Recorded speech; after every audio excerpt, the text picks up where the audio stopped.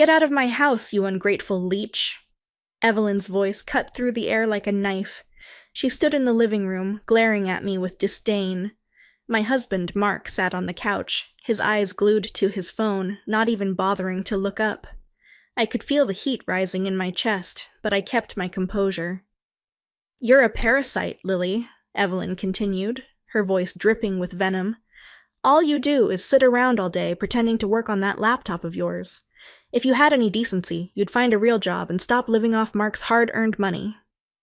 Mark finally looked up, smirking.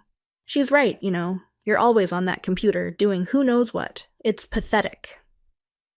I swallowed hard, fighting back the tears that threatened to spill. This wasn't the first time I'd been berated by my mother-in-law and husband, but it never got any easier. For years, I'd shouldered the responsibility of managing Mark's failing business, working tirelessly to keep it afloat. But to them, I was just a worthless freeloader. "Fine," I said, my voice steady. "I'll leave, but don't come crying to me when everything falls apart." Evelyn scoffed, waving her hand dismissively. "Just go. You're not welcome here anymore." I packed my bags and left that night, leaving behind the debt, the lies, and the toxic environment that had become my life. As I walked out the door, I knew I was doing the right thing, but I couldn't shake the feeling that something terrible was about to happen. My name is Lily, and I'm 34 years old. 9 years ago, I married Mark, a man I thought I knew. We had no children, which was probably for the best, considering the state of our marriage. Mark inherited a small publishing company from his father, Robert, who had passed away 3 years ago. Since then, I'd been doing everything I could to keep the business running, but it felt like a losing battle. Before Robert's death, Mark and I had lived in a small apartment near his childhood home. We moved in with his parents to help with the business when Robert became too ill to manage it alone. I quit my job as a marketing consultant to take over the company's operations, but it quickly became clear that I was in over my head. Despite my efforts, Mark and his mother Evelyn treated me like an outsider. Evelyn, who had never worked a day in her life, constantly belittled me, accusing me of being lazy and incompetent. Mark, once a devoted husband, had become distant and cruel, echoing his mother's sentiments. The situation had only worsened since Robert's passing. Evelyn's nagging had become unbearable, and Mark's attitude had shifted from indifference to outright hostility. He blamed me for the company's financial troubles, even though I was the one doing all the work. The irony was that Mark had never been good with money or business decisions, yet he acted as if he knew everything. Things took a darker turn when I discovered that Mark had taken out a substantial loan without consulting me. The money was gone, and I had no idea what he had spent it on. When I confronted him, he dismissed my concerns, telling me to mind my own business. But how could I when our livelihoods were at stake? The truth was, Mark had been reckless with the company's finances, and Evelyn's extravagant spending only made matters worse. They both lived in a fantasy world, oblivious to the reality of our dire situation.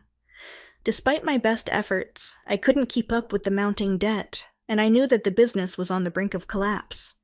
The final straw came when I discovered that Mark had been seeing someone else. Her name was Sarah, a former employee who had left the company years ago under dubious circumstances. Mark and Sarah had grown up together, and she had always been a fixture in his life, much to my dismay, but I never imagined they would betray me like this. One evening, after a particularly grueling day at work, I decided to take a walk to clear my head. As I rounded the corner near our office, I saw them, Mark and Sarah, walking arm in arm, laughing as if they didn't have a care in the world. My heart sank, and I felt a wave of nausea wash over me. I followed them at a distance, my mind racing. They entered a fancy restaurant, one that Mark had claimed we couldn't afford to visit. I stood outside, watching through the window as they shared a bottle of wine, oblivious to the world around them. My suspicions were confirmed. Mark had been lying to me for months, maybe even years. The next day, I confronted him. "How long has this been going on?" I demanded, my voice shaking with anger. Mark looked at me with a mixture of surprise and annoyance. "What are you talking about?"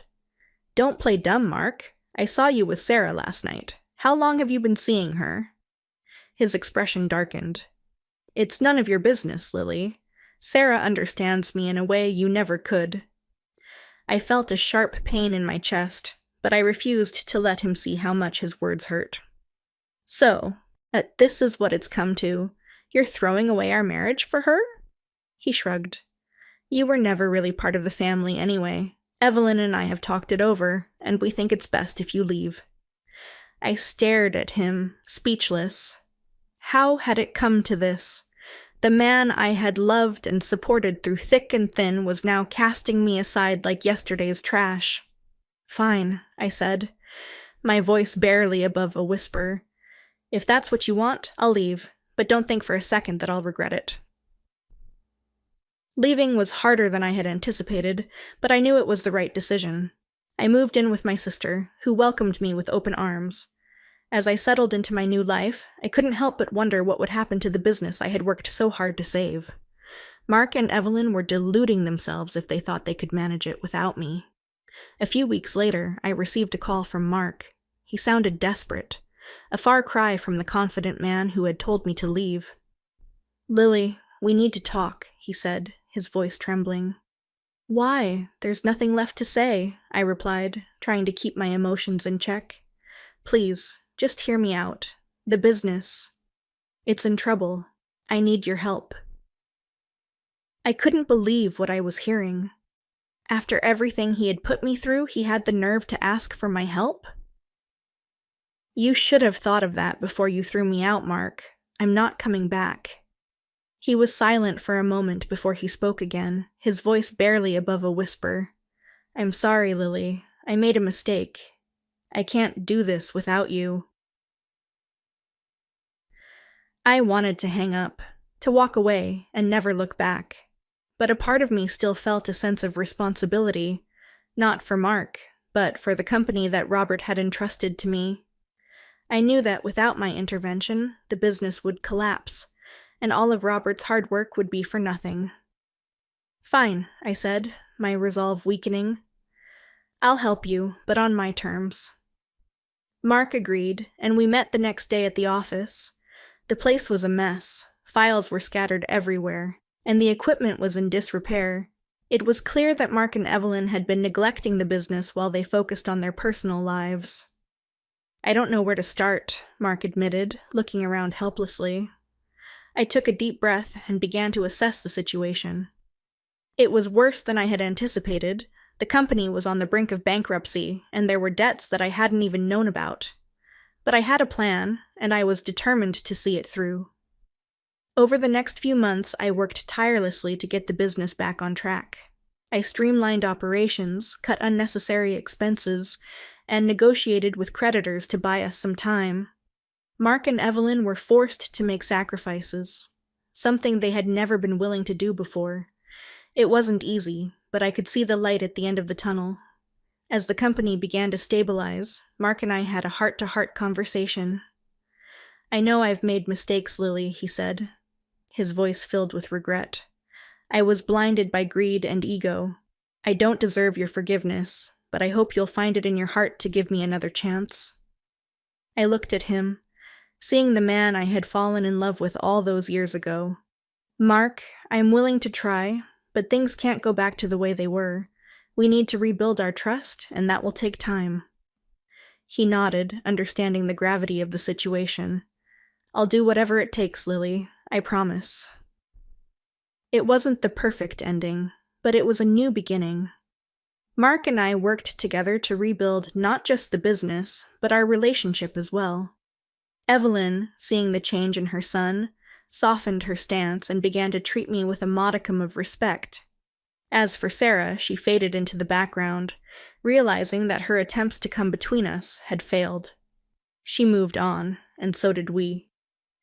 Standing in front of Robert's grave a year later, I felt a sense of peace. We did it, Robert, I whispered.